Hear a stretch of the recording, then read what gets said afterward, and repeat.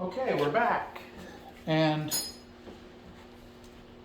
if you're watching this video, I just performed the free power mod on this bike, and I'm going to be doing the 3x3 modification. This is a 2021 DRZ400SM, and I just performed the free power modification. If you have not watched that video, please watch that video. But I'm at this point. I've taken the seat off and I've taken both of these side fairings off, and I've got all this exposed. I have our airbox open. So one of the things I'm going to do first is going to be doing the 3x3 modification, which means removing the snorkel up top, and I'm going to be cutting a 3x3 inch hole in and around that area. I'll show you my setup on it here shortly, but the next thing I'm going to be needing to do is I'm going to need to remove the tank and the connections to the carburetor from the tank, our vacuum lines for the carburetor to the tank, and I'm going to remove these side cowlings on here. So I have them laid out over here. I've got a 12mm 3/8 drive and a 12mm open and close end wrench. I've got a 1/4 inch drive, both 8mm and 10mm, which is what I'll use to remove the tank here. I have my magic screwdriver that I'll use at some point, and just a simple pair of pliers to compress our simple clamps on here. So what I'm going to do is I'm going to move things out of the way up top here, which is little CDI. I'm going to move it off to the side, remove the snorkel here shortly, and I'll prepare my sticker. I've got a little number plate sticker that I use, and that'll give me a template to cut out here. I'll also, when I have that in place, I will also heat up the airbox here. How you choose to do that, I'm not going to show that, because we're working in an area where there could be gas and you could have a fire hazard. So please be careful, but I'm going to heat it up some kind of way. But I'm going to remove the snorkel and that, and then I'll get to work on that, and then I'll catch back up with you.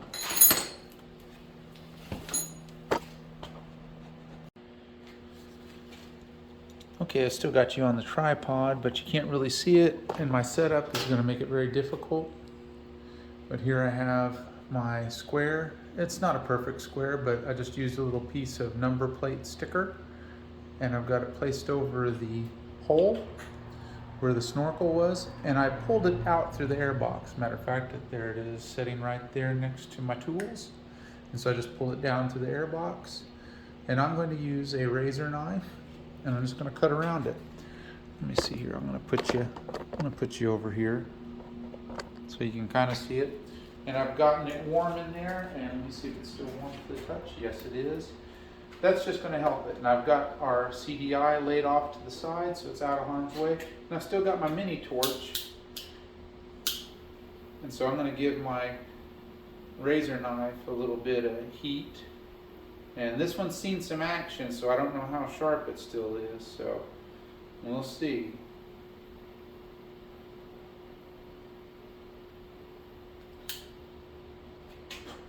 I still felt a little guilty about doing this to a 2022 not that long ago.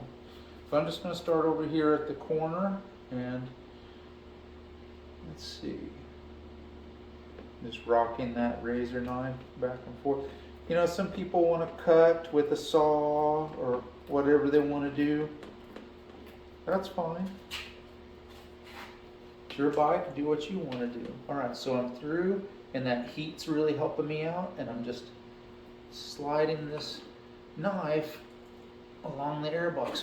Oh, that slipped out. So slide it back into place, I'm just going to do the old rock method. Oh yeah, that heat really helped us out.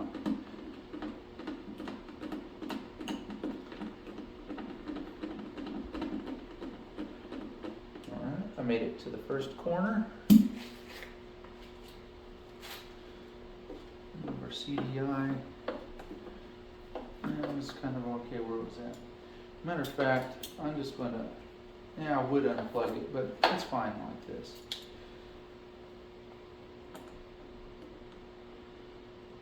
Starting off on the corner. And I'm doing what's called cross-arming right now, which is something you should never do when you're using cutting tools. See how my hand's underneath there? So, I'm not cross-arming anymore. I'm going to underarm it. I'm just making this up as I'm going. Right.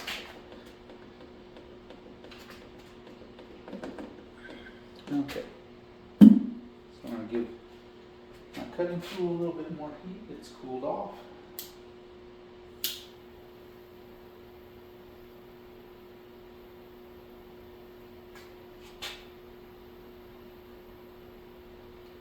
There's a little bit of residual plastic on it.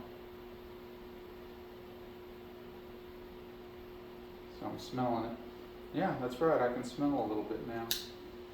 After a year.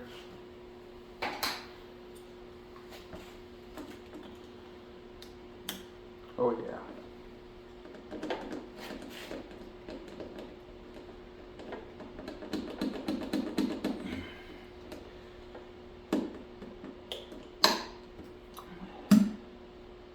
Okay.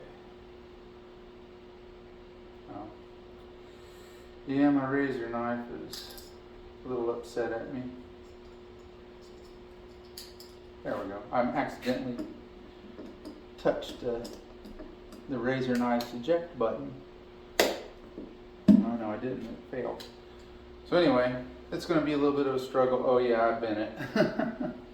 So I'm going to get my heavy duty razor knife and I'll get back with you. Okay, we're back. I got my heavy duty knife and I've already given it some heat. Let's see how we can do now.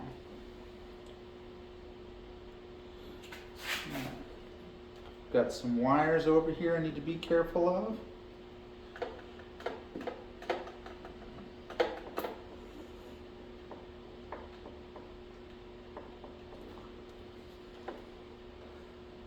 Okay.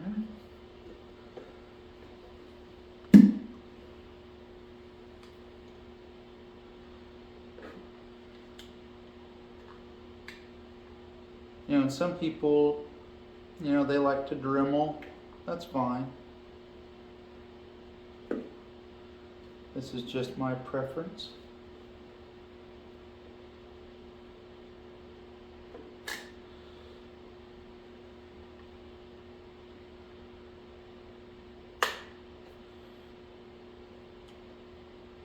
Why are we doing the 3x3 mod? The Snorkel and the airbox being closed prevents the flow of combustible oxygen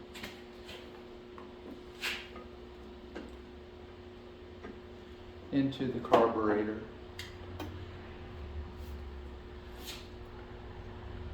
We have enough restriction on the exhausts, especially if you're keeping it factory.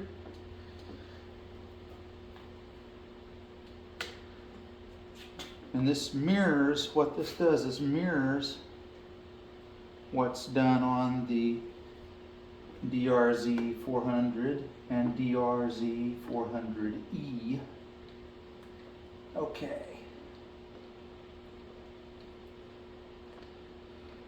Which has pretty much an open air box. Well, not an open air box, it's got an air box that has in its molding just a 3x3 inch hole in it. Okay, so we're finishing this off on this corner, and then I just got to finish the last little bit.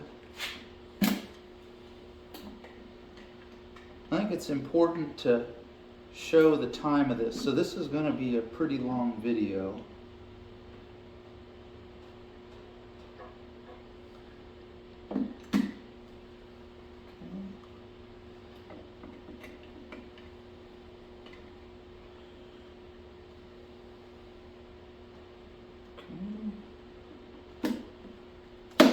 Okay, I got that, this and this done. I just got to do the area closest to the camera.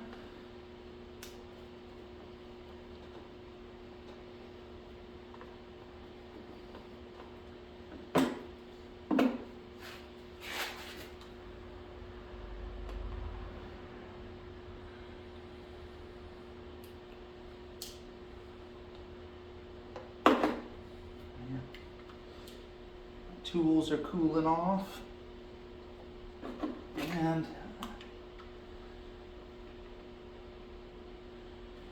it's probably dulling a little bit. There we go.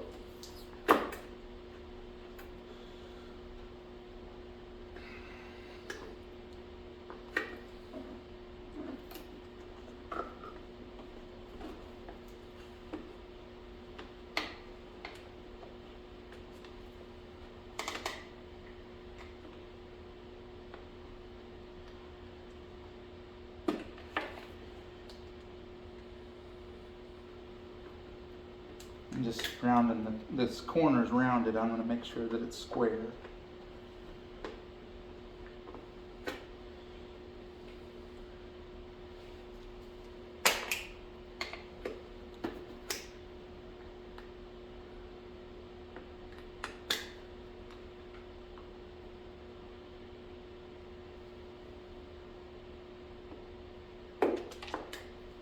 Okay, so that piece came off.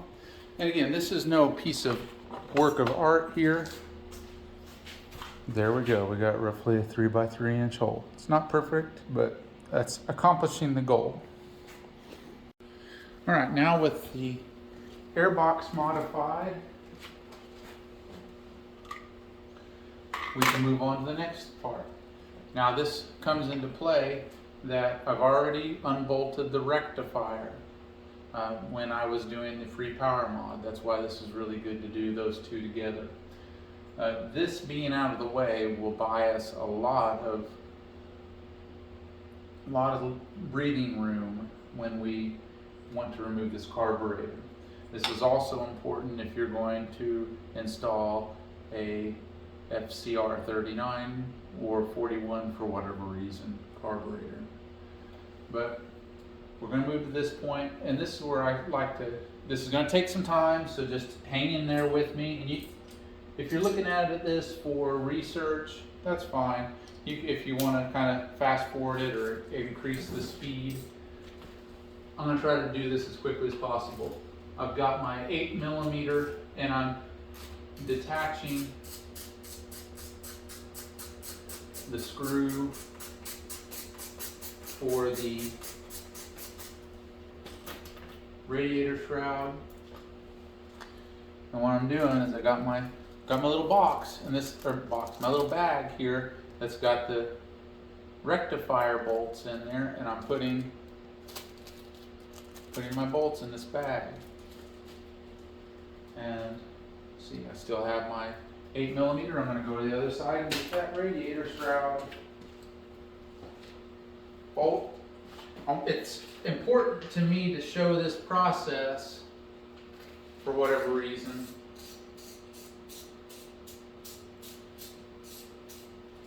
I've done a lot of these, and I have a certain style about it.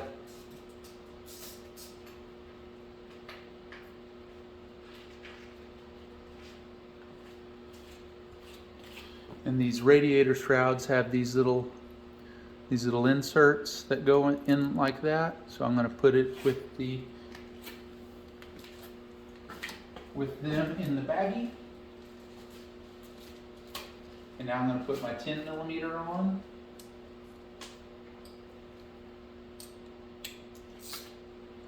I'm going to remove these two 10mm tank keepers, as I'll call them. I'm going to loosen them both here. And they're pretty long-winded, so I'm going to use my DeWalt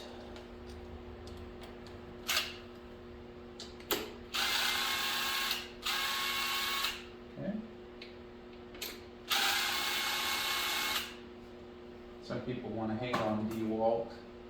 That's fine. Alright, these got these little bumpers that set on top with the bolts. And I just like to put them with the washers. And this is where this can be a real pain in the butt, because there's these little rubber mounts on the underside. So I'm going to lift up the tank and grab each one of them, let them drop out easily.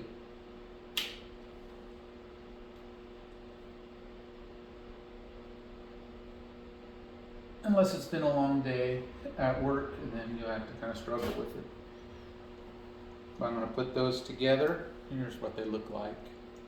I'm going to put those together with our tank bolts. Put them in the bag. The tank is essentially free,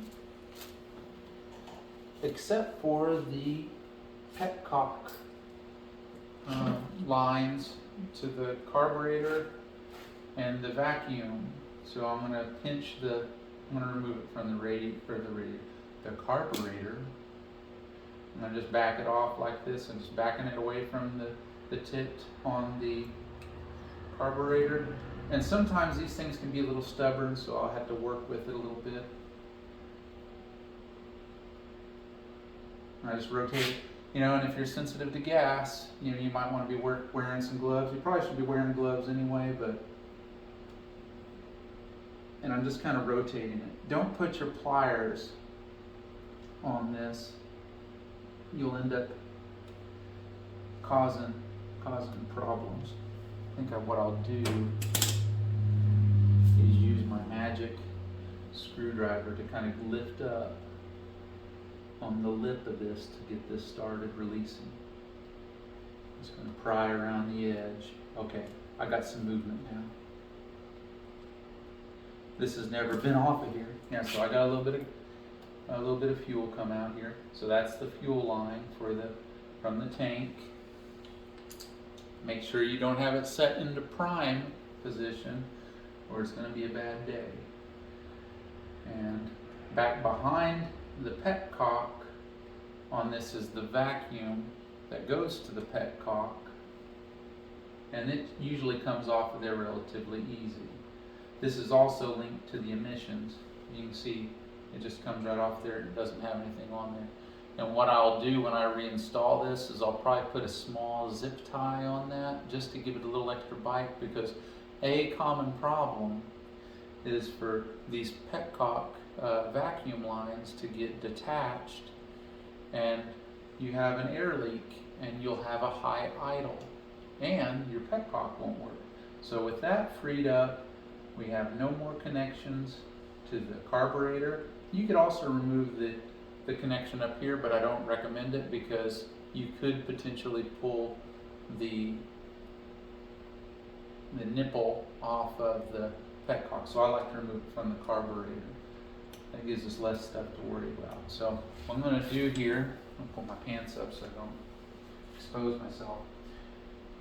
What I'm going to do is I'm going to take this off, and I'm going to take that off by backing it up, grabbing the tank firmly and backing it up, because there's two knobs here on the side that rest in these little grooves right here. So I'm going to set this down over here off of the camera. We're going to stay rolling.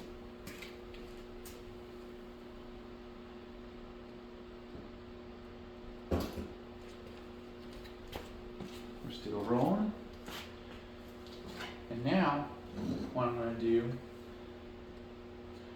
I set it down just a second ago here. A lot of chaos was happening. I'm going to get my Japanese standard or Phillips type bit, but it's a Japanese standard size. Excuse me.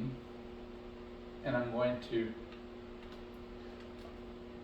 remove the hose clamp, or I'm going to back off the hose clamp that holds the boot to the back side of the carburetor, the airbox side.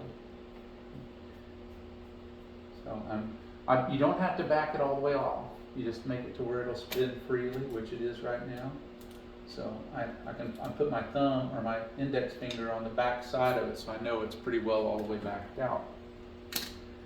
At this point,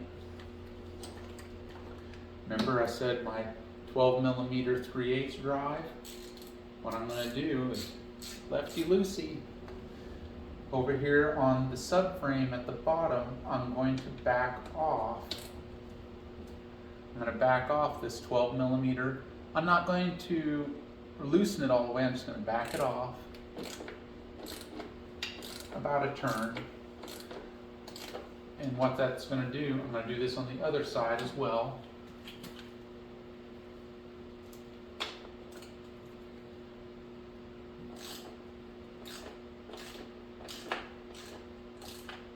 Okay, and I still have my 12mm,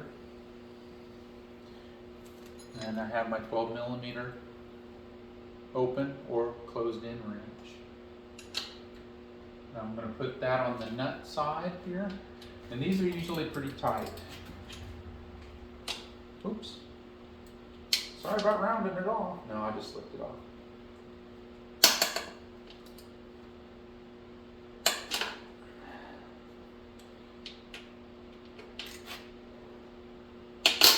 There we go. There's a little bit of corrosion in there, holding it up inside the tooth hole. Probably not the most textbook thing. Probably would not like to have that on camera. But this is the top subframe bolt and nut. And that's going to go in the bag because I'm taking this all the way out, but I got to back the nut all the way off.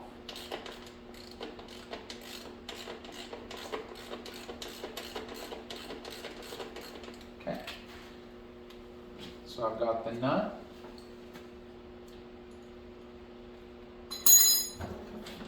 And I'm going to go a little bit heater mode here. I'm going to go back to my DeWalt tool here. I've moved my 3/8 bit onto it. What I'm going to do is just back this thing out. I've got this nut, I'm just holding it right here.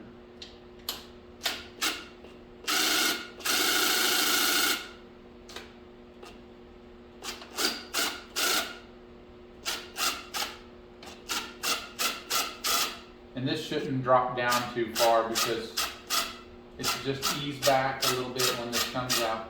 If you got a buddy with you, they can support the back end if you're worried about it.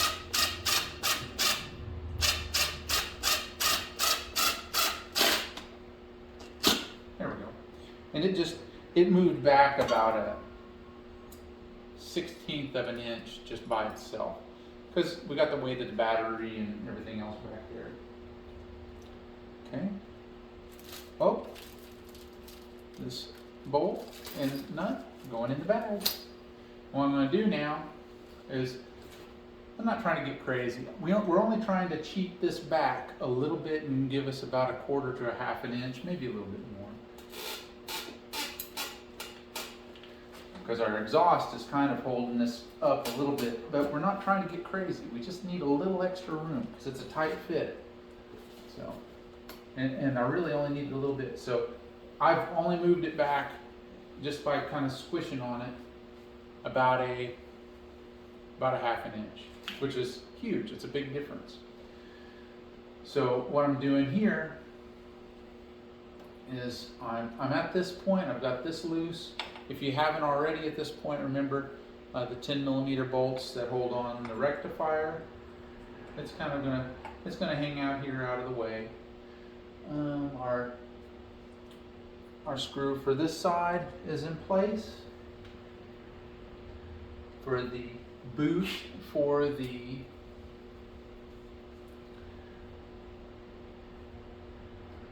front side of the carburetor, the head side of the carburetor, and it's the same procedure. I'm just putting my finger on the back side so I can back this out as far as I can. We're going to have to go over on the other side of the bike, and what I'm going to do is remove, I might not, but I might have to remove this oh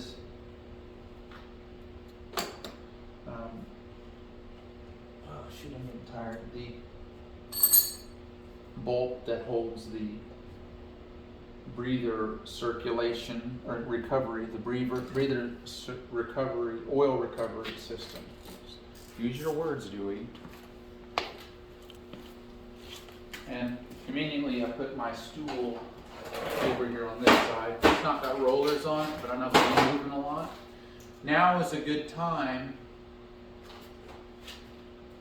Oh, we can move you around over there with me. We can move you over there with me. Put you over there with me. There. I'm going to need my magic screwdriver here in a second, too.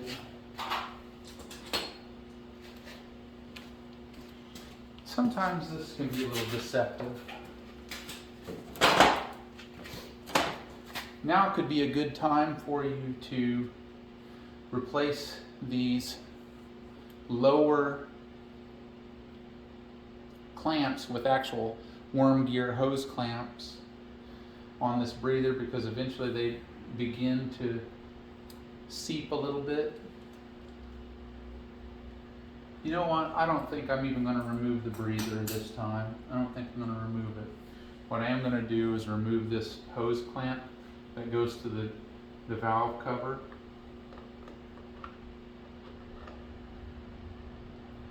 Let's see. I've got my little pliers here.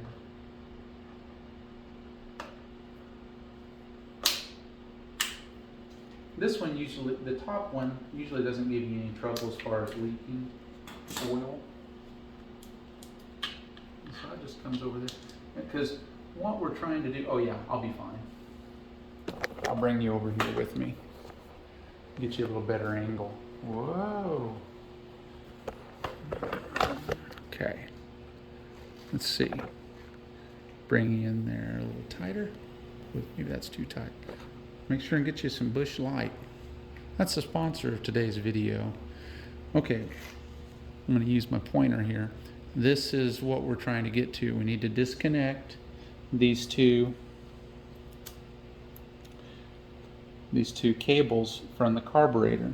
I'm also going to need my 10mm open-in wrench. We didn't put that on the list. Here it is. I'm going to start off with that. This is our starter cable, so we don't want our starter live wire cable. So all I'm doing here is I'm backing off this nut. This is how you set one of your primary, we'll just call it that, primary tension for your throttle cables. So I'm going to back this one off, and I'm going to back this one off. This, I forgot, most of the ones I've been working on lately have the FCR carburetors on them, and they're a little harder to get to. And a lot of times you got to cheat this a little bit out of the way. Okay, I might have that backed off enough. Nope, I'm going to have to back off this nut on the underside. You see, I'm kind of carefully backing it off. I've done this enough times where I'll have to reset this tension. But here we go, we back that off. Probably gonna have to do the same thing on this side, pushing him down. Yeah. I'm not left-handed, but I shoot left-handed. Does that count? Dewey's got a bad eye. This is one of the reasons why you might want to remove that oil recovery. Yeah, that's a booger. I'm pretty sure I can get to it though.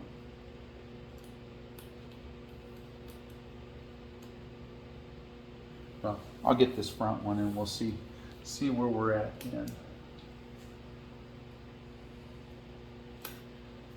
Okay, so I just got my screwdriver here, and all I'm doing is using it as something to move this cable over into this slotted area. Is it going to be mean to me?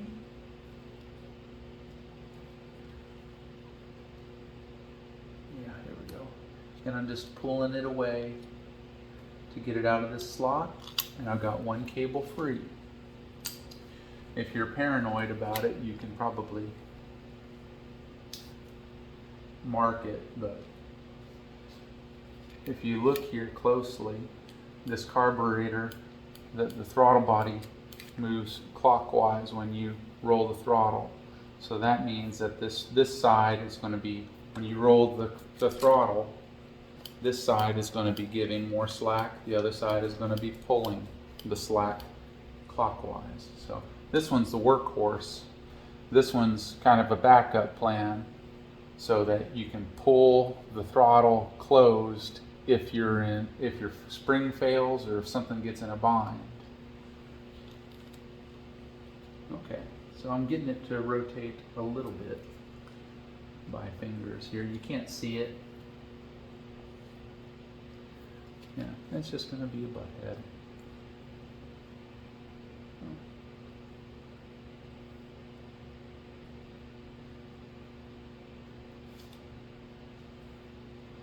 Do I have enough?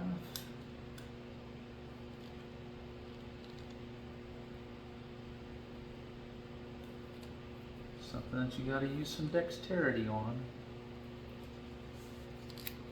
How cool would that be if I could do this without removing that piece?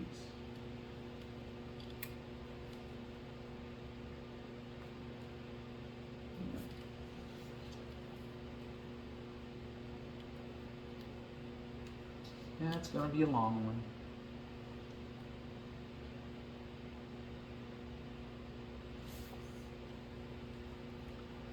All right, I'm going to work on getting this out. I may have to remove this or back it out of the way to get to it, but you get the point. I'll explain in a sec. Okay, we're back over here, and something that was going through my mind was I just needed a little bit of slack on the cable here, so I slid it along the frame here, and it just came right off. So I'm able to, so what I need to do, here's another trick a person can use if they're having a lot of trouble, is they could rotate this forward if they need to get to it. They can rotate it forward, like moving it to wide open throttle if you need to. But we're just going to try to do it like this. Hopefully you can see here, and I can get my finger right around to it instead of using the screwdriver. Let's get this guy out of the way. Try to anyway. Okay, so I've moved the cable over to the slot. And it's just a matter of freeing it up.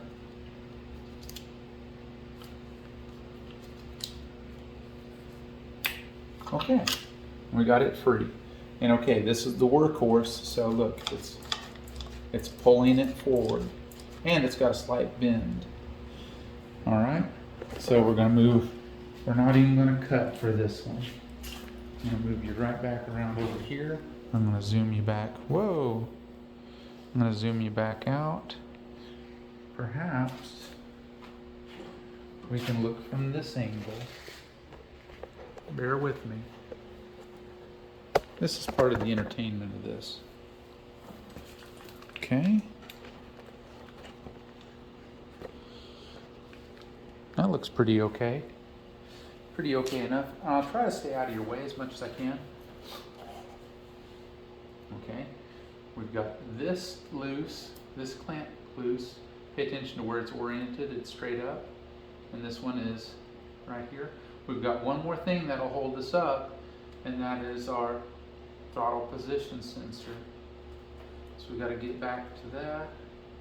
And it's this thing right here.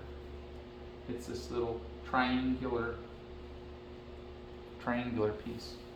And I left my magic screwdriver over here on the other side.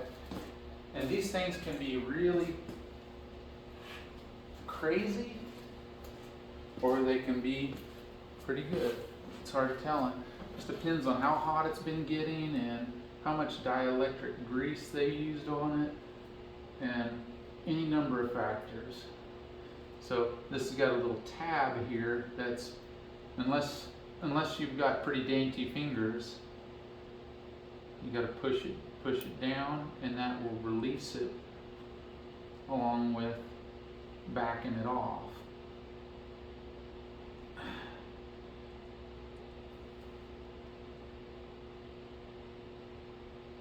And this one's going to be stubborn.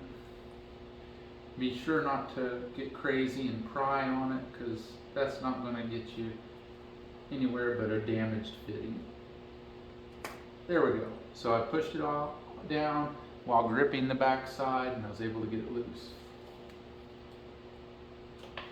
And this piece will just kind of dangle here, and this piece will have to be fished through an area in the frame. Keep in mind, when we were doing the free power mod, there was this clamp holding these wires into place, so we will need to come back to that. I'm actually going to put that in the baggie. Now you're safe. Safe enough. There we go. Okay, so I'm going to try to fish this through, because it's just sitting right here. We've got our charging cables kind of getting in our way a little bit. So we're able to get it moving now without trying to damage it. Now the throttle position sensor helps our CDI adjust any timing. You know, in some of these carburetors, it makes a big difference, and some of it doesn't. Okay, so now we're fully free, with the exception of, I lied to us.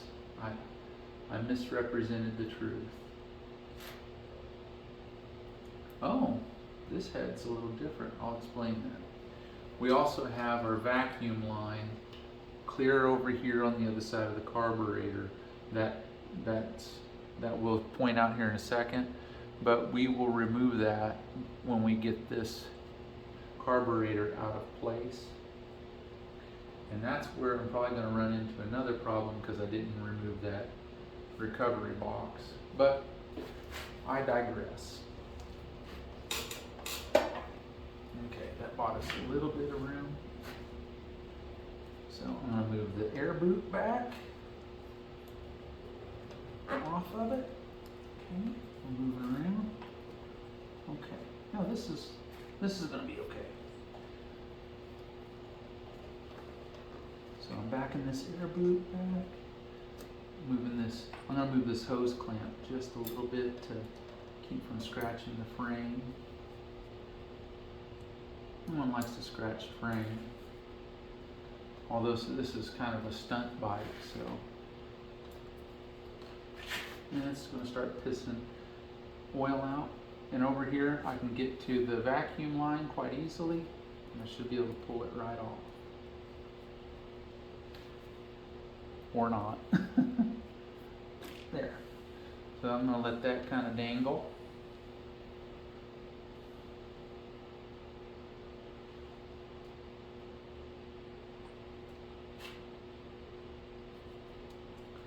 And what I'm going to do is pull this subframe and air boot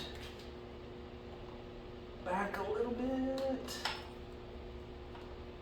And there's a little tab on this side of the boot that I've got my left middle finger on. And we're on the precipice. I'm just moving that air boot back. I'm using the carburetor. Okay.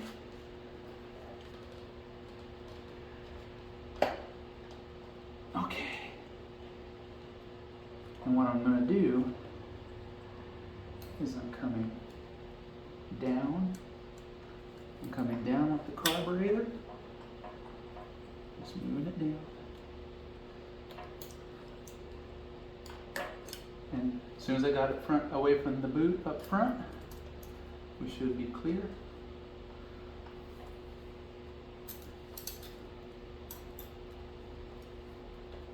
Oh, we're still stuck on the air boot back there a little bit. Our hose clamp came off.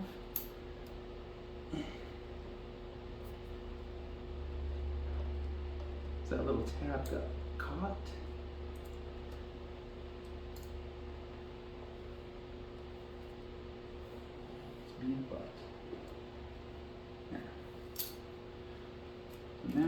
But now our carburetor's free, and there we are. Next phase coming up.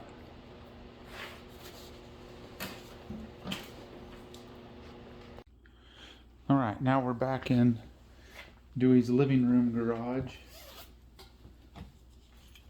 And I'm going to take my sweatshirt off. And this is just a workstation I like to use when it's cold outside.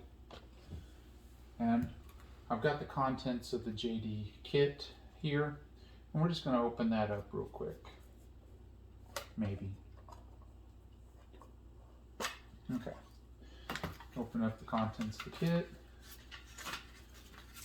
We've got parts. We've got instructions.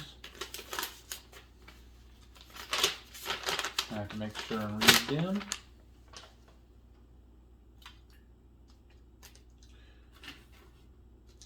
One thing that we're going to start right off with is, why does this have screws in here? They're Allen head screws.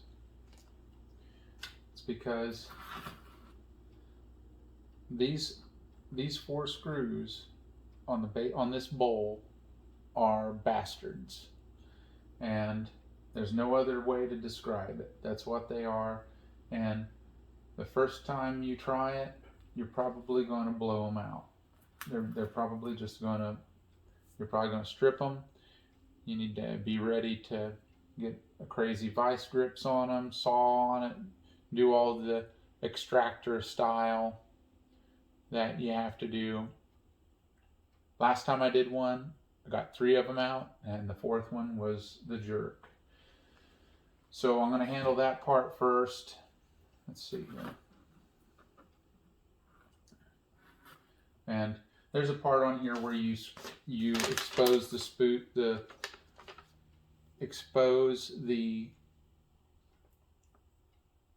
mixture screw. I'm not going to show that part. Just make sure and read your instructions. You drill it out, you step it out, and use a screw to extract it and turn it out per the instructions. Again, we have needles and jets on here. Real quick, I'm going to give an overview. We have a stock exhaust with air mods, as it says over here on the left side. We are within that 0 to 4,000 feet range.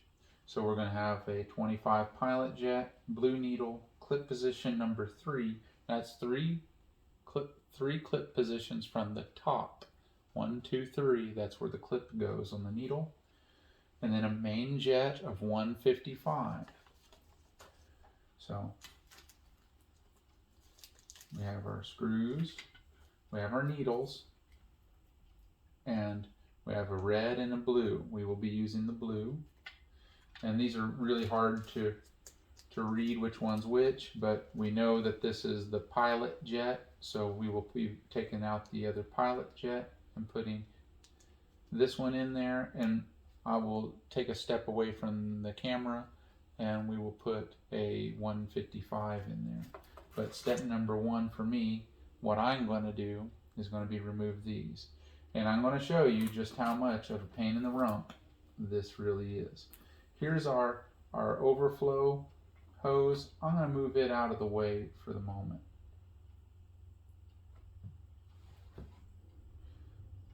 Okay. And I have an impact screwdriver. And I'm just going straight to brutal mode.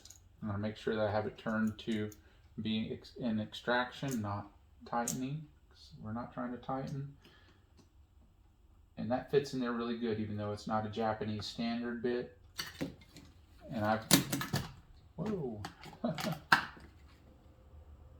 my magnet found my hammer. So I'm going to go to the bowl and I'm going to try to loosen these first. And this is pretty brutal.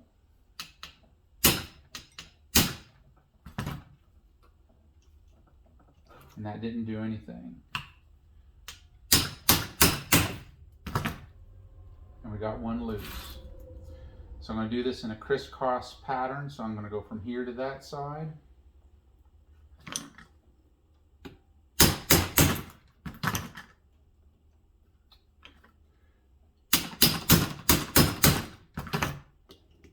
Got that one. Yeah.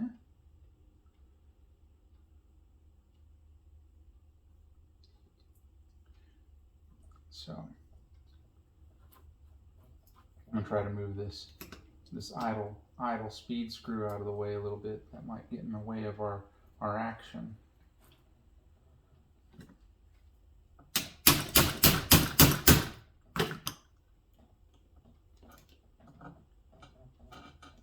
Dewey, why are you being so brutal? I have to. Yeah, I'm gonna have to kind of flex this over at the same time.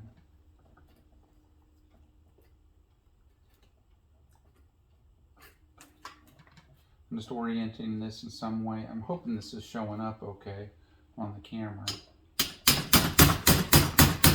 Hopefully this one's not the... All right, good, we got that one loose.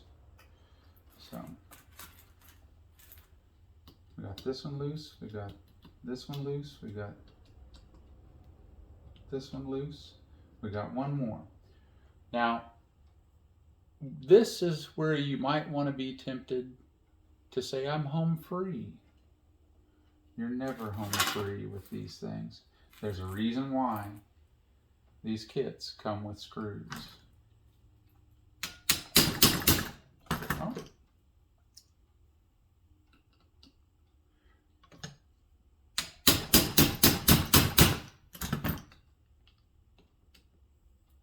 And we got it. I'm going to tell you something right now. You go straight for the throat on these things. No mercy. Strike first. No mercy. Cobra Kai. You go straight to the moon, because if you try to extract these just by muscling it out, it's not going to happen. All right, what we're doing here, we got to make sure and remember, this is where our hose retainer goes on this side. Yeah, I know this is going to be a long video, but that's just the way it's going to go this time. I want you to see the real time that it takes to do this and why you should have somebody that knows what the heck they're doing do this. Okay, so I got this idle speed screw off to the side.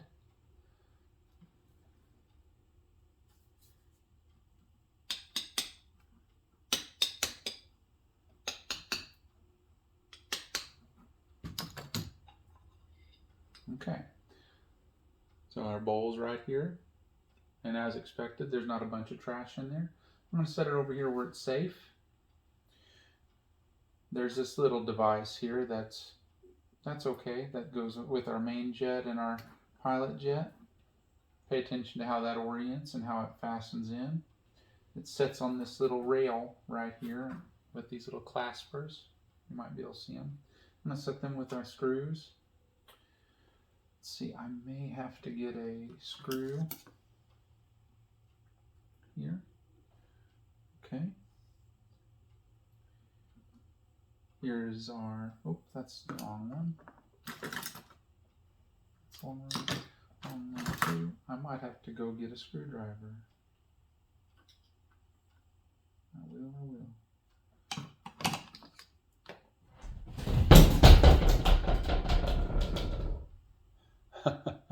That was my spare wheels that I keep by my couch. I had to move it a little bit to get the camera in place. Okay. Oh, wait a second. There's my other magic screwdriver.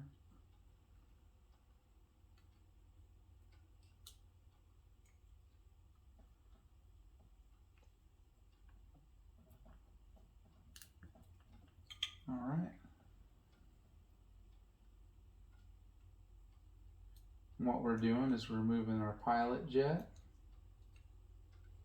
And on this JD kit piece, what I'm doing is I'm putting all the parts out of here. There's our pilot jet. And I'm just going to go right back in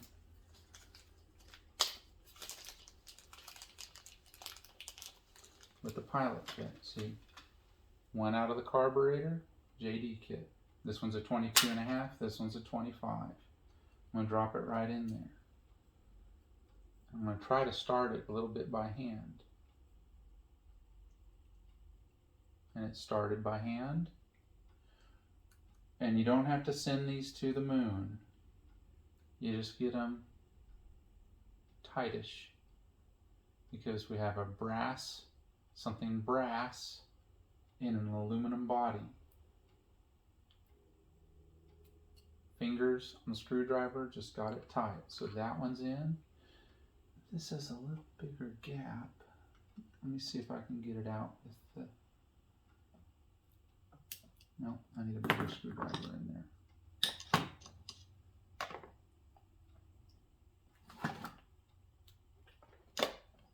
See if I can use this one. And sometimes it might be tempted to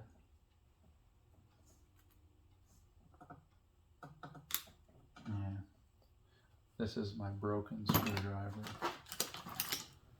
There we go.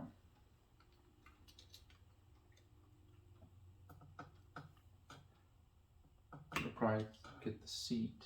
Yeah, no, but it didn't. Okay. So here's our main jet.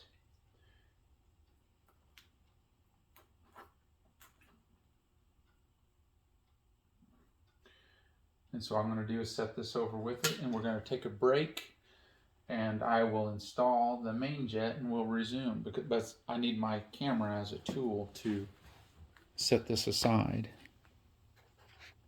Be right back. Okay, we're back at the carburetor. I've located the 155. I took a screenshot of that. I'm going to try to include that in the video here. And I've got this snug down. Here's our main jet. Here's our pilot jet. And here's where you get access to the fuel screwed. I will do that at the very end. But you will see in the instrucciones, if you try to do this, do not drill the big one that doesn't have a hole in it. Drill the one that has a hole in it.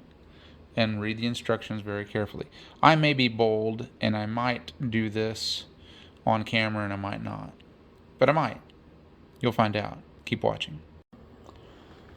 Okay, we're back. I'm going to make sure that we're in frame. Okay, that's good. And we're going to move on to putting the bowl back on. I'm going to get my screws out of the JD kit. Oops, those aren't the screws, that's the needles. And just so happens I've got my metric set of Allen keys. I'm going to go ahead and size those up real quick. Alright, went right to the one that it's supposed to be. So I'm going to set those there together, and I'm going to locate our bowl.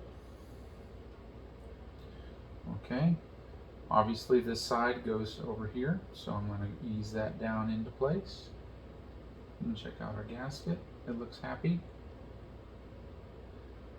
Since I do so many of these, or a fair amount of them, I've got a rebuild kit that's got extra gaskets with it. So I'm just going to start the screws real quick into place just to get it located.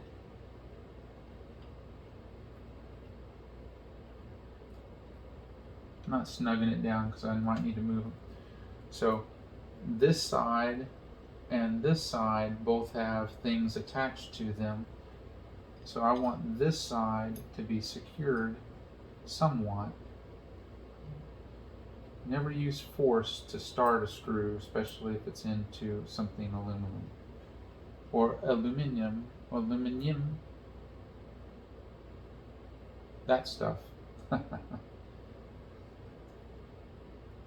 Okay, so I'm just gently started this and getting it oriented.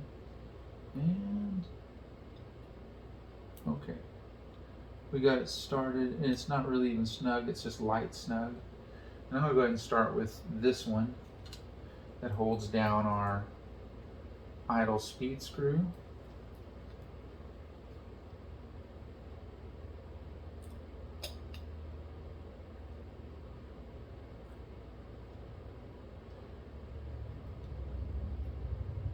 And I'm just going gentle. I'm not trying to, if you even start to feel a bind, you're wrong. So I just got it started in just about a turn and a half, 2 turns, something like that. And I go over here for my original pieces.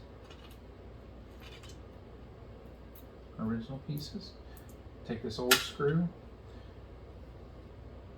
Let's see, I'm gonna put this through here, and I'll make sure I've got it oriented right. Make sure that that'll grab. Sorry if I'm getting in your way here.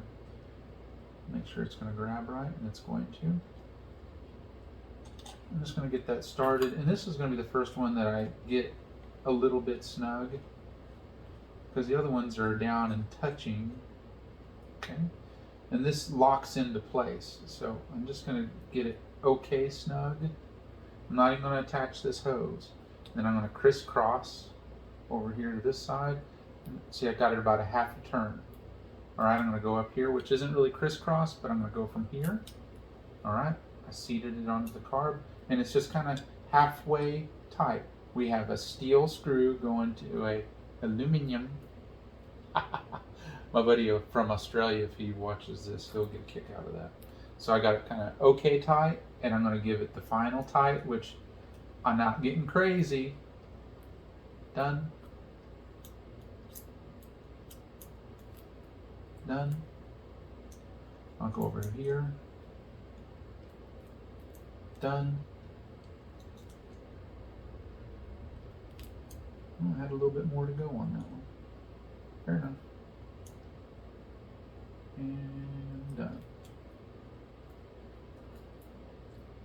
Not really satisfied with that. I'm going to back it out and do it again. And make sure it's happy.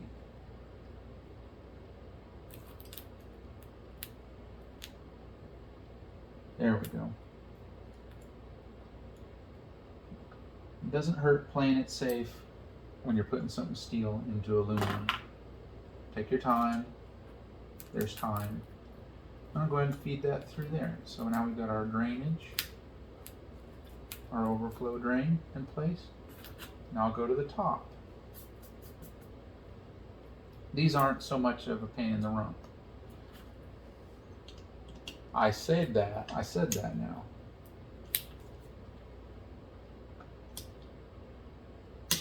Yeah.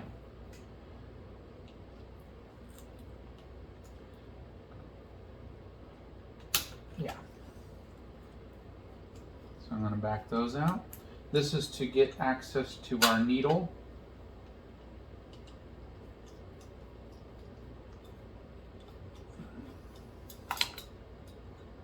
Okay. And when I take stuff apart, I want to lay it out a certain way. So this has got a spring under it. And one thing that they emphasize on this is, see this little O-ring? There's a little O-ring here. And don't lose it.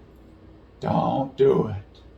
So I'm going to put this in this area. And it goes on there a certain way because there's little locks in here. Okay. Next up, you know, you can choose what tool you want to do with this with, but I got some needle nose vice grips, and I want to make sure that we're still in frame here because I don't want this to go to waste here. Sorry about getting in the way. Okay, so we're looking right at it. Okay. All right. So I'm not trying to bust anything. I want to grab this little plastic clip here. It describes that in the instructions. All right, I need to go a little bit firmer. And I'm not even vice gripping it in. Okay, so I gotta go back in. Dewey fudged. I gotta take this whole apparatus off. That's right. I just did a key hin not long ago, and that stayed in place. This is a Mikuni. Okay, so I'm gonna set this over to the side for now. That was a little flub on my part, so I gotta grab the slide here and do what I was just doing. Oopsie whoopsies.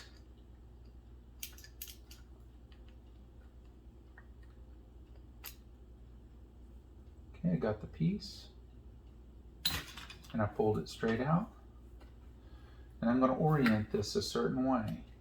Here's the top. Make sure you can see it. Make sure you can see it. Okay, yeah. So by my impact screwdriver is the top.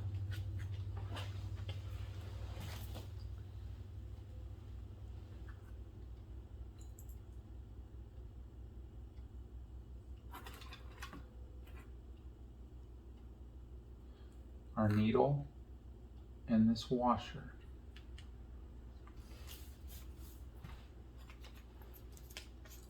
So I'm going to go to our needles.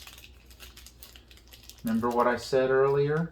For me, and this is going to be specific to your elevation, okay? Here's the blue needle. This is the blue needle. I'm going to set it right there. Needles are a certain way.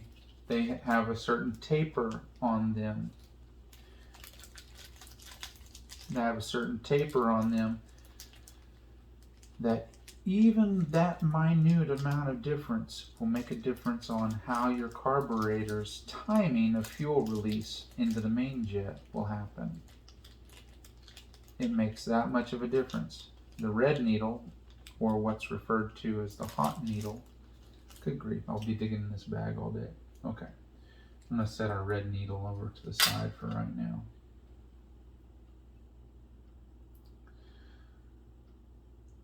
Sometimes I need my camera for it, and sometimes I just need to feel it. And it's the third position for the stock exhaust. I'm right here. I'm 1. So 1, 2, 3.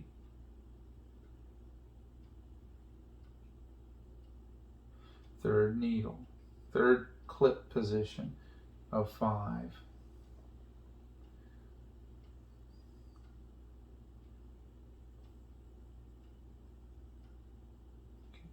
Oh no! Leave it to me to let that happen. I dropped my needle, or my clip.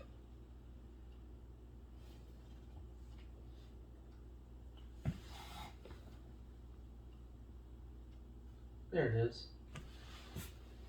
Again, I'm doing this real time. This is the end of a long day, so I got to find it again.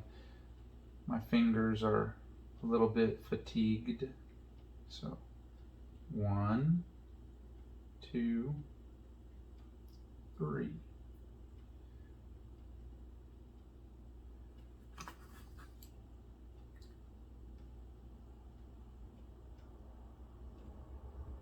I'm just using a little bit of force. I'm going to put that clip into position.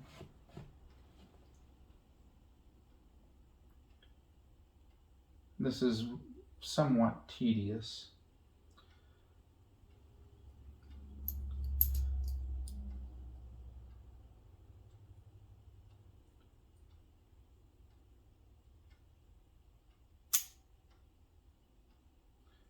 I'm kind of working off camera here.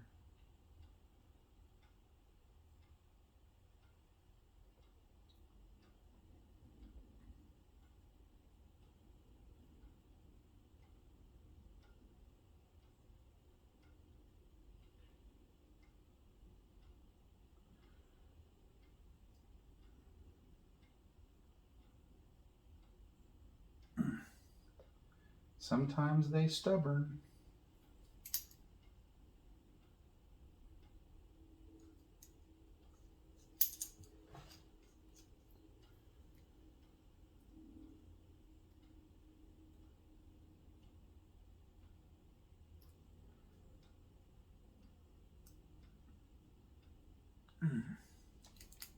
Okay, we'll come back to that. It's being camera shy. Okay, we're back. It put a little bit of a challenge to me, which something's going to always. And as per the instructions, I've got the needle in place and I've got the plastic washer on the bottom of the clip, the needle clip, and I've got the thick washer on the bottom, and I've got the thin washer up top, on top of the clip.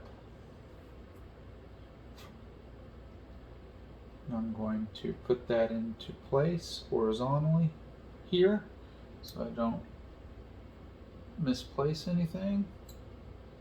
And I just felt the thick washer sit into place. And I'm going to locate this piece into place. It's got a little spring on it, and it's sitting on top of the needle. And I'm just going to let it just lock in. Let's make sure that it's secure. It's not fully secure yet.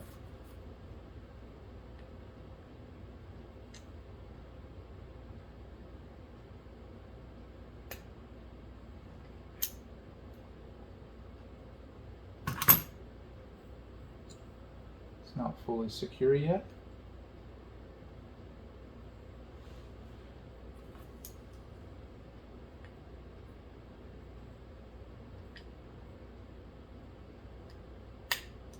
There we go. Now it's secure in place. I'm going to double check over here on our carburetor that O-ring is in place.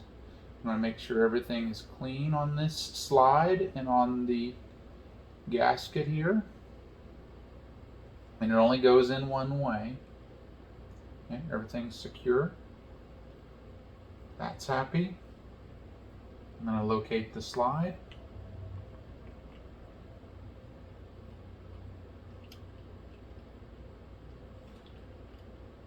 A little bit of a, you got to find the needle's way into the main jet corridor. I'll actually look through the back side here to help locate it. There we go, went right in. I'm going to make sure that this, again, that my O-ring is in place and this gasket is properly seated in its slot all the way around. We don't want any air leaks. Make sure that that's properly seated. That looks real good and happy.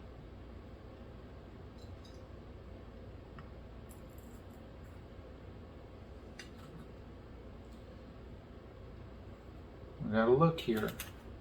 This goes in a certain way. There's slots on here. And there's a little place over here for where that O-ring goes. And there's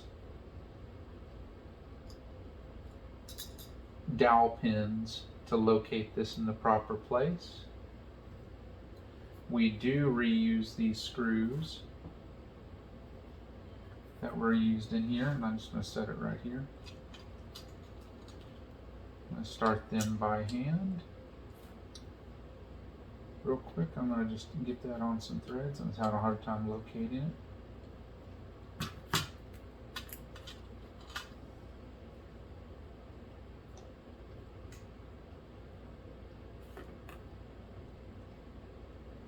Okay, gotta back that back off.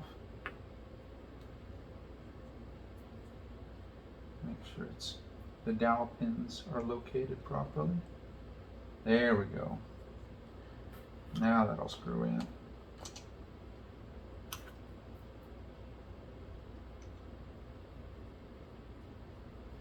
Okay, that's started. I hope this is in frame. I'm sorry if I'm not.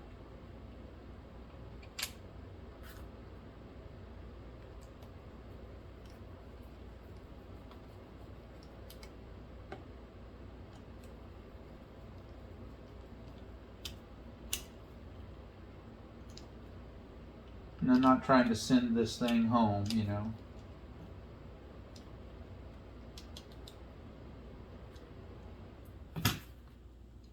And I'm feeling a little bit bold.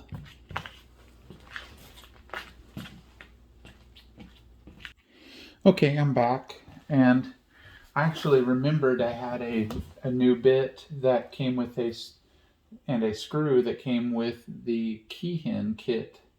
So what I'm going to do is I'm going to drill a hole with this into this brass plug over here. I'm going to use this screw and I'm going to pull out the core of this. So this is a brand new bit. Let's just see what sulfur of China that this is made out of. Oh yeah, that bit immediately.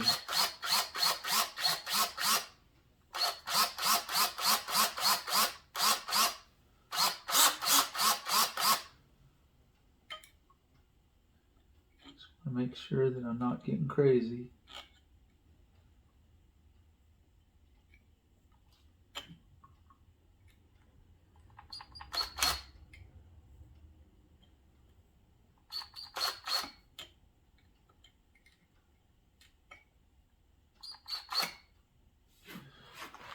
It's going to play the hard way.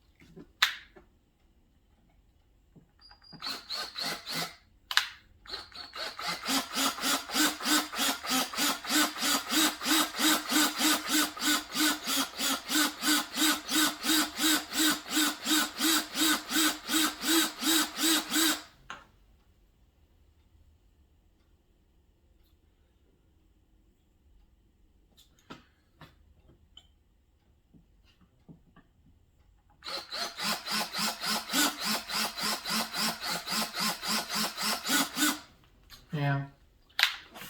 I think I might follow the instructions a little closer to instructions. And this one wants to take too big of a bite. I think I'm going to take and go with a smaller bit.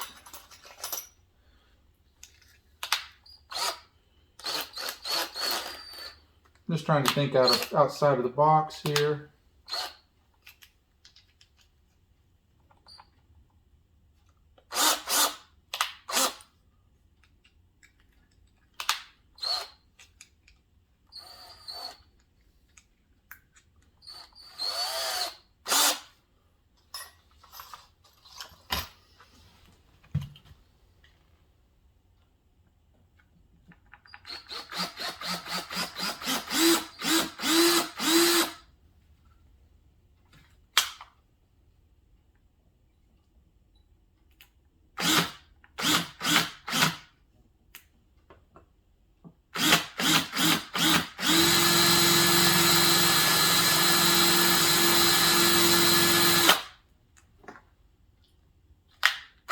Don't be like me and have used up drill bits in your kit. But I'm always like, I know I can get a little bit more out of it. And now, take in mind, it says what specific bits to use.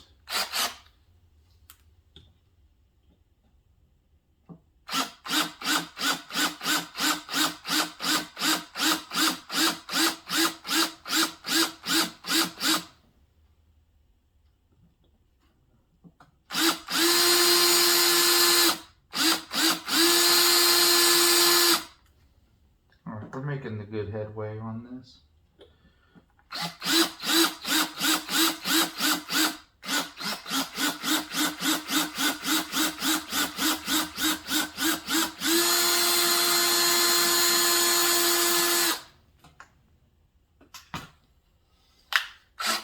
It's still crap.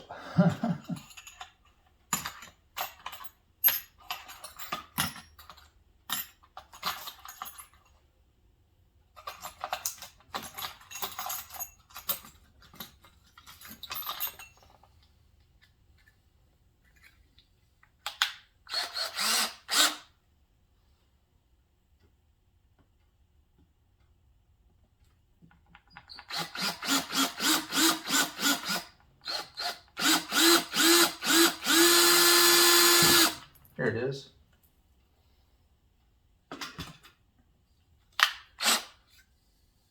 So I broke through, and you just stop immediately.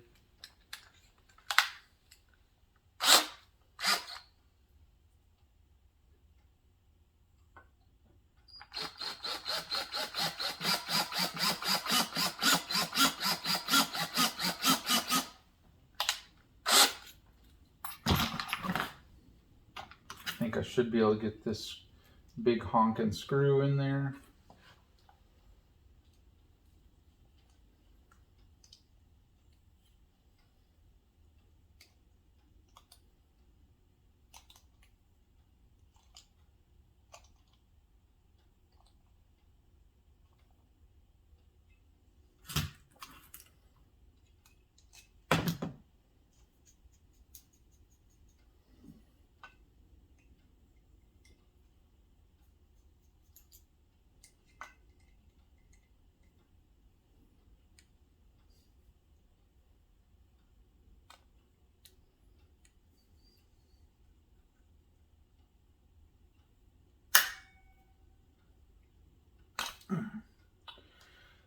I wasn't successful the first time.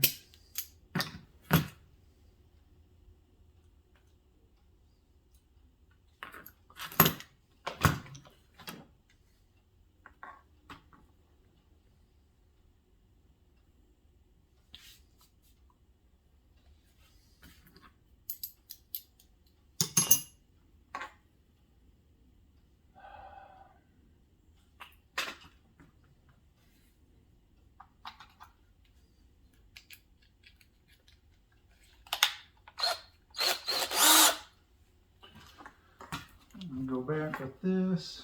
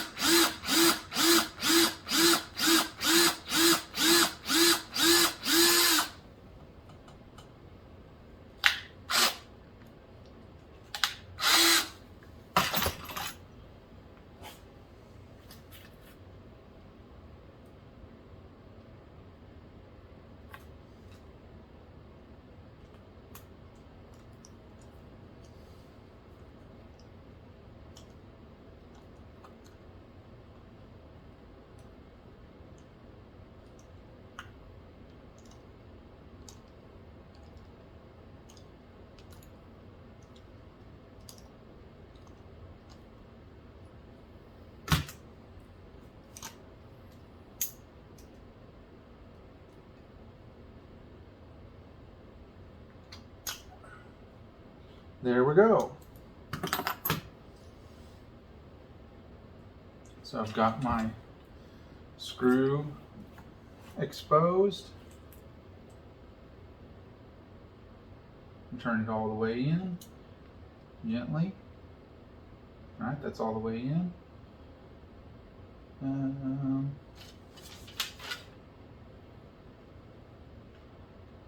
Let's see what it says.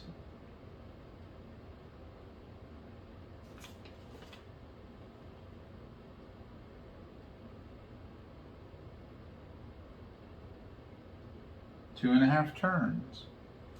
So there we go.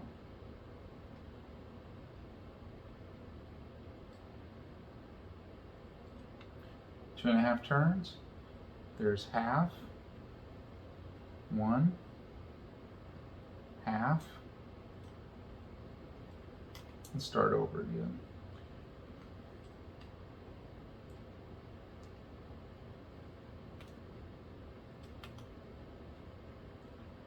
So there's a mark. Half,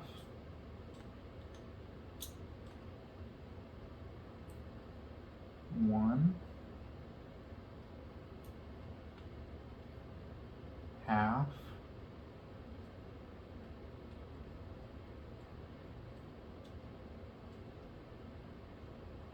two,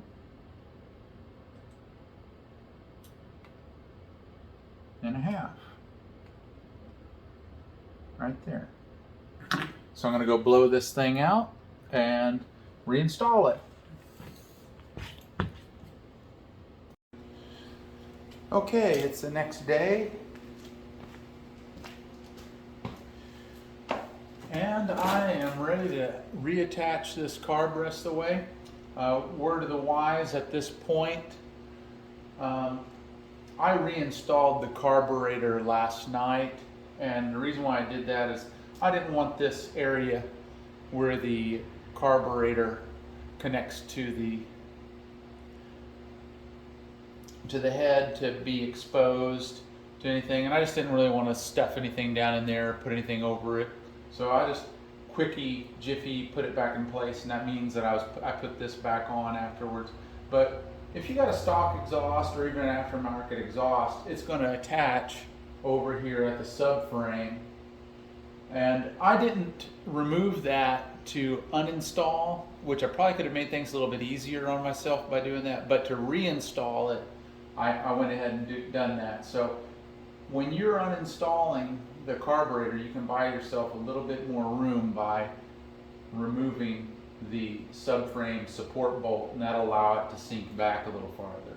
But I've reattached, I've snugged down these subframe bolts on each side after I got it back into place, and the rear boot is, takes a little finagling to moving it back and forth when you're putting the subframe back on, but I got it into position, and you just gotta use the right combination of swear words and get that onto the back side. Make sure that you're not rolled over the edge or forgotten to put your hose clamp or your clamp back on, and you should be just fine. Get it back up into position, and then you're ready to connect your throttle cables. Real quick here, again, I'm going to do this real time, even if I struggle with it.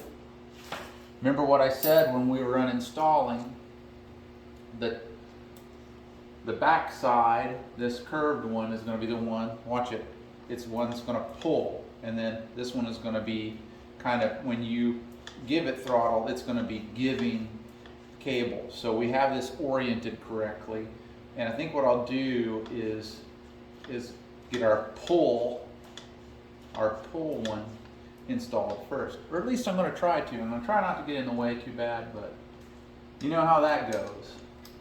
You know the way she goes. It's really cold in the shop, and I tried to, or it's not really cold, it's just cold enough to make it sting. Okay, where's my connection? Probably could stand to have a little better lights in the shop. Okay.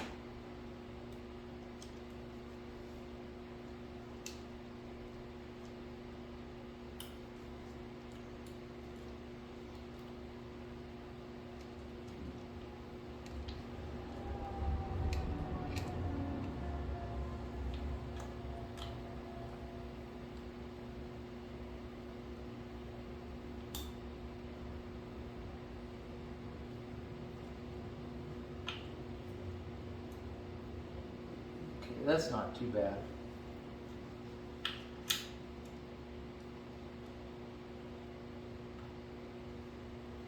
So I'm just relocating these the way they came out. There's a little slot for the bobble to go into, and I've got it in place. And I'm just letting it dangle for now because I want to have a little bit more room to work with. And on this front one, it's the easy one, or at least it's supposed to be. I set it, so I'm really screwed now. Okay.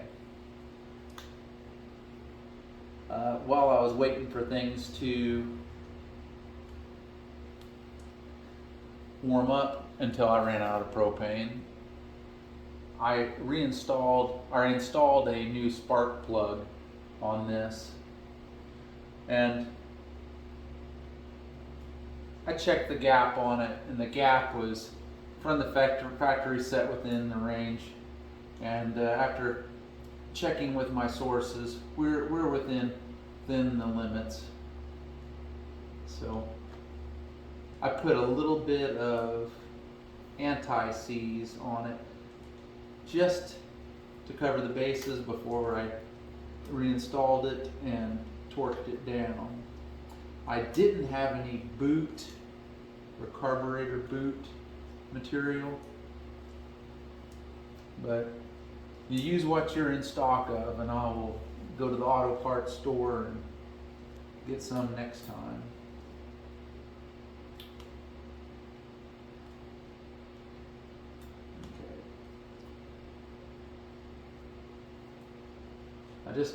I'm trying to stay out of the frame of the camera, but we're just not going to be able to do that.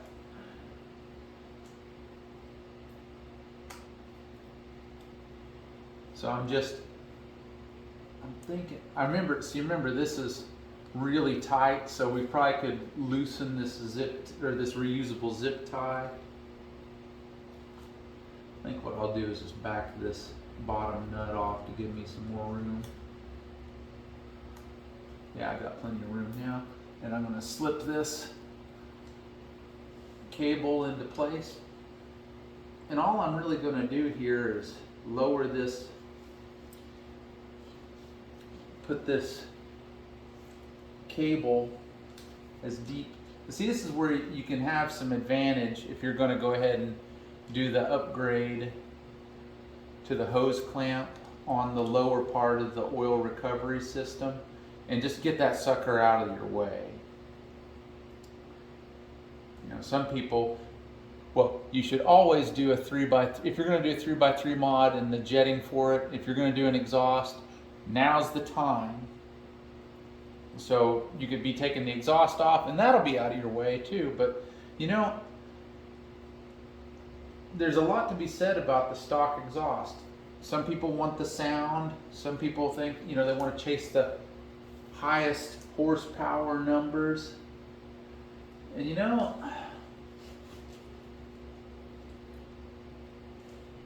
I'm sure there's dyno charts to prove that the exhaust does a big difference for you. But on my dozer doozy over here, the 2000 DRZ400E, that video's on here on my channel, by the way. I'm running the stock E model exhaust, and I'm running a 470 stroker big bore on it. And you know, I think it actually benefits some from that back torque, but you know, we'll see. When it warms up, I am going to try, I'm going to do a top speed run on it with the Supermoto wheels on it, and we'll just see how much it's restricted me. It's got wide ratio gears in it. So with stock SM gearing, I think I can get up to 110. I may not get up to 110 as fast as if I had a decreased restriction exhaust. But remember, the Dozer Doozy is my primary, it's my trail bike, and I like it. My street legal paperwork has not come back yet, but they haven't had it that long at South Dakota. And I'm just snugging these up a little bit to see where we're at. As a matter of fact, I'm going to check.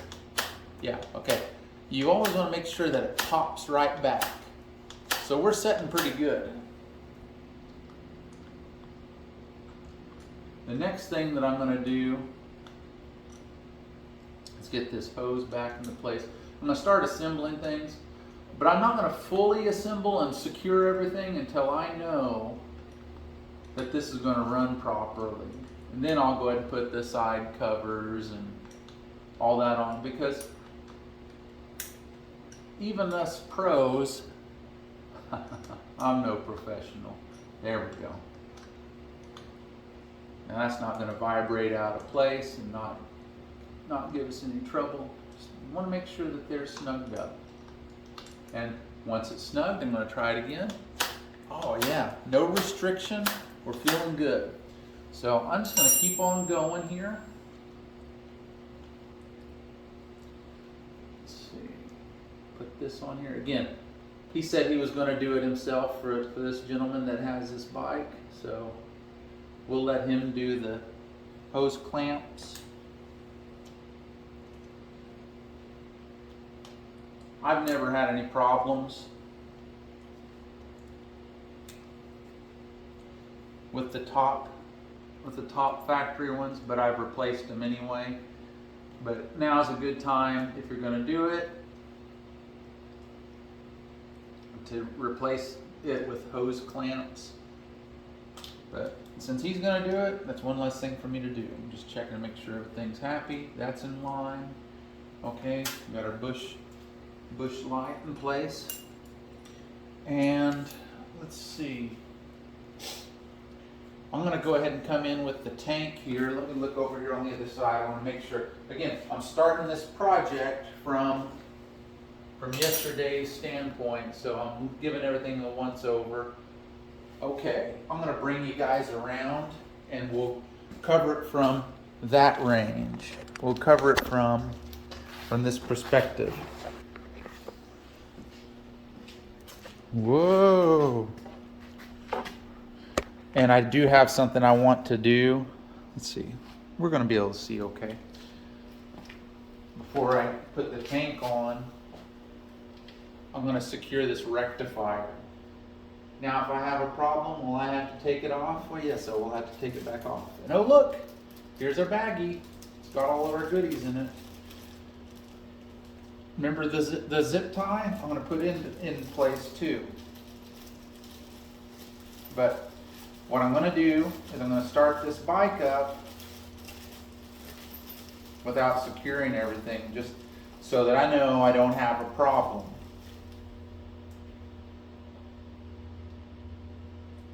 Okay, here's our two 10mm bolts. Or a zip tie. I'll lay that right there. Yeah, I was getting pretty tired last night. I do this stuff after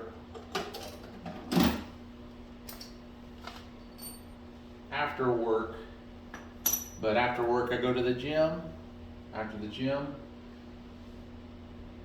I get my dinner going, and then that's when I can do this part. So these rectifiers have a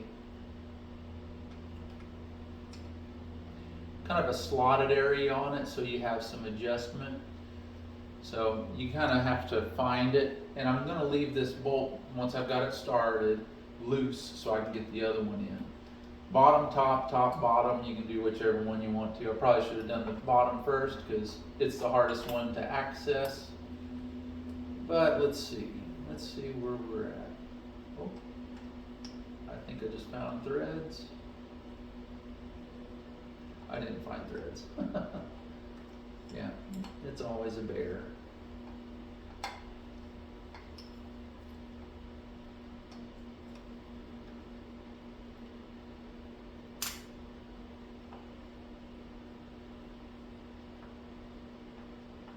Very good. I found the threads on the bottom. And so I'm running that in by hand. I just have the socket here in my hand. Let's see. Righty-tighty, lefty-loosey. I'm going to go ahead and run this top one in as far as I can by hand.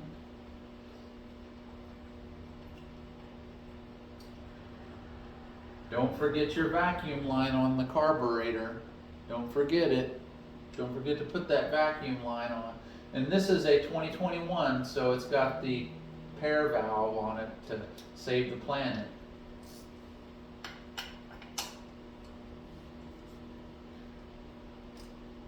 Thanks to the People's Republic of California.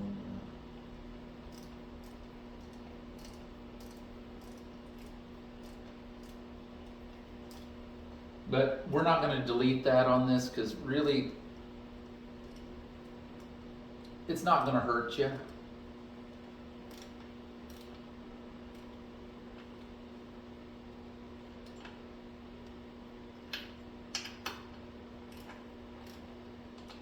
Okay.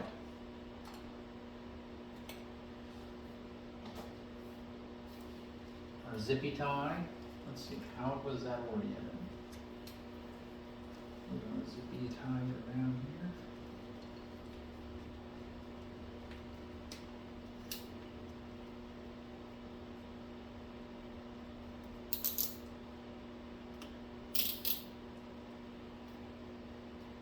I think that was probably the other way.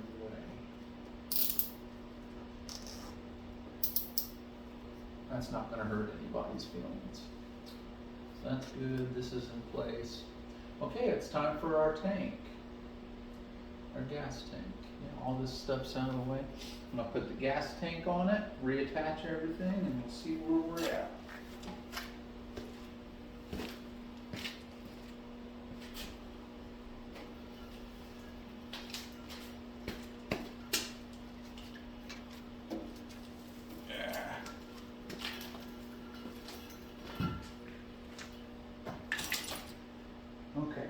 So this can be a little tricky for some folks, but there's those little slots in the tank and you might have to feel it to line it up. Yeah, I said it right there on it. I've done this so many times and I don't know if you heard it, but it just slid right into place and it's happy. So I'm going to hook up our vacuum line and our fuel line. There's a vacuum line.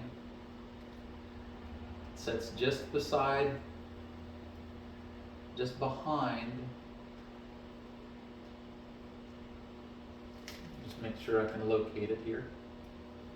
Just behind the petcock here. Yeah, there it is. I've located it. These things are stupid.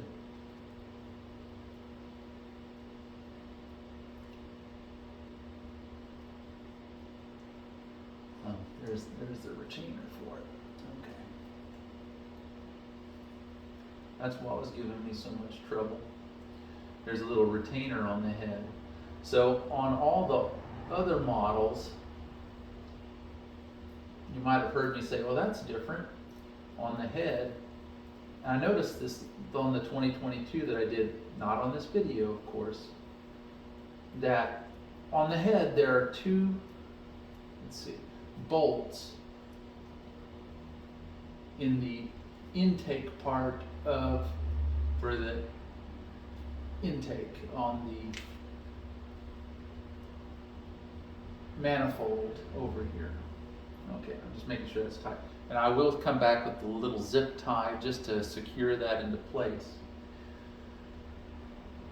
On this model, there's just one, and then there's a plug on the, there's a plug where the second bolt would be. That's how they decided to do it. These little subtle changes, people wouldn't know if it was the only one that they've done. Okay. There we go. We got that in place. So I'm going to give everything a once over, and then I will start it up for you. Okay, we're back. I gave everything a once over. Looking over. And remember, we've drained this bowl. So we're going to move it to our petcock to prime, straight up and down. Let that kind of fill up. And we're looking for any leaks. Got it on prime.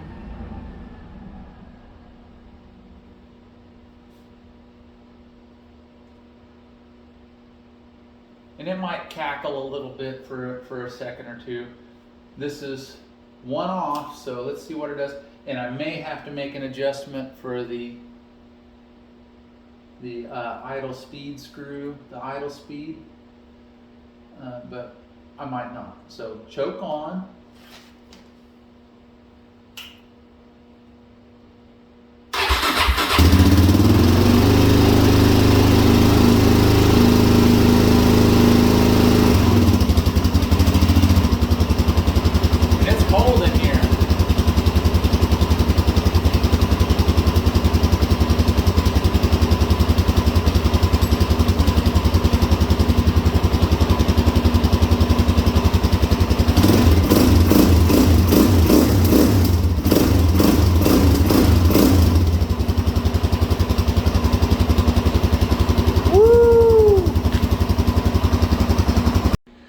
Okay, I've got everything put back on, and I'm pretty satisfied about it.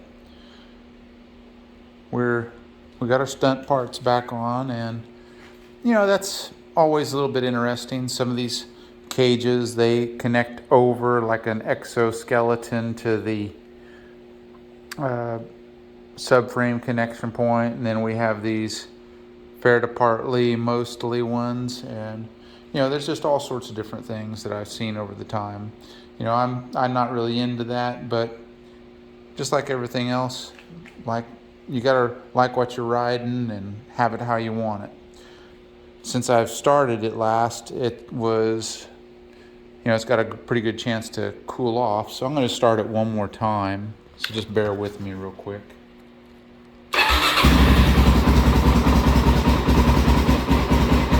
Oh, and it wants to die, but that's no choke, and it comes right on up. And it's pretty cold, so we're in pretty good shape.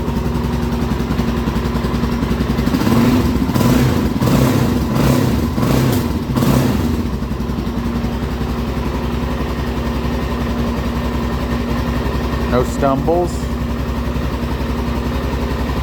Feel pretty good about it.